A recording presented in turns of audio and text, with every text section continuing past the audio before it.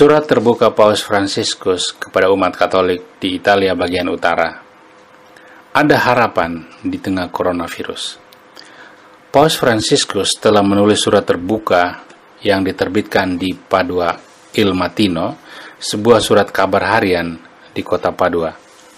Dalam surat terbuka itu, Fransiskus mengungkapkan doa dan kedekatannya dengan semua yang menderita karena wabah coronavirus.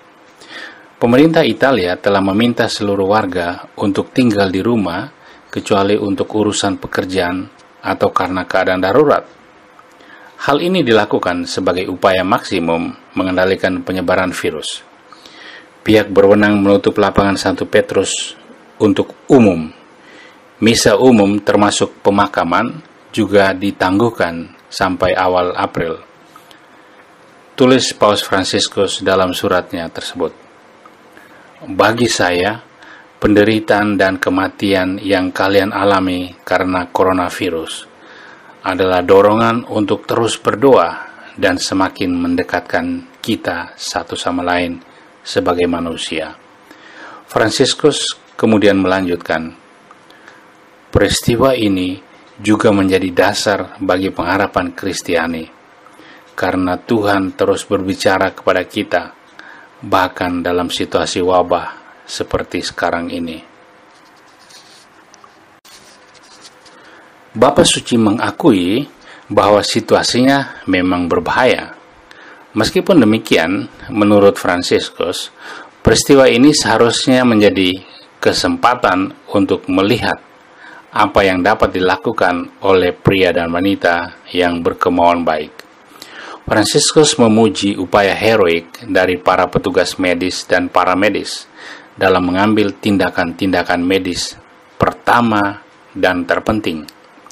Menurut Fransiskus, niat baik yang dikombinasikan dengan rasa tanggung jawab yang kuat dan kerjasama yang tepat dengan pihak berwenang menjadi nilai tambah yang sangat dibutuhkan dunia.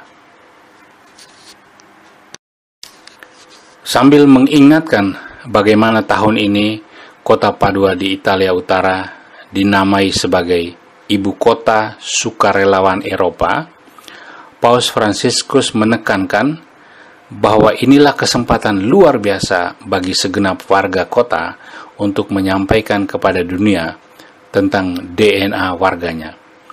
Dan DNA warga kota Padua adalah memiliki kemurahan hati yang teramat besar dalam membantu sesamanya. Paus Fransiskus mengharapkan agar sifat ini dimanfaatkan secara baik, yang dipadukan dengan mendayagunakan segenap bakat dan keterampilan yang dimiliki demi melakukan kebaikan hati kepada sesama, termasuk di dalamnya adalah melayani para penderita virus corona. Paus Fransiskus mengajak orang-orang di wilayah Venesia di Italia agar berbangga dengan sejarah mereka dan untuk mengambil tanggung jawab demi semua kebaikan yang ditaburkan oleh mereka yang telah lebih dahulu meninggal dunia. Dalam suratnya itu, Paus Fransiskus merujuk ke moto yang dipilih Padua sebagai utas penuntun bagi tahun sukarelawan, dan moto itu berbunyi, menjahit Italia bersama-sama. Kata kerja menjahit, tulis Paus Fransiskus, menyimbolkan tindakan menjahit dan memperbaiki, yakni tindakan operasi yang paling diperlukan setelah terjadi robekan dan luka. Hari ini kita tergoda untuk membuang daripada memperbaiki, tulis Paus Fransiskus. Tentang simbolisasi menjahit sebagai merawat ini, si Paus mengatakan, ini adalah takdir yang ada pada kita. Menjahit itu bukan hanya untuk objek, tetapi juga untuk manusia, terutama mereka yang paling tidak berdaya. Lanjut Fransiskus, tidak pernah boleh terjadi bahwa orang mengalami ditolak. Orang harus diterima dan mendapatkan perhatian yang baik dari kita. Paus Fransiskus juga menjelaskan mengapa dia memilih menerbitkan pesannya di halaman surat kabar Padua Il Mattino Ini karena Fransiskus ingin agar pesannya menjadi belayan bagi mereka yang menderita saat ini. Paus Fransiskus ingin memperluas belayan simbolis ini ke semua kota lain yang berbagi momen ini dan pada saat yang sama memberikan kesaksian niat baik kepada dunia.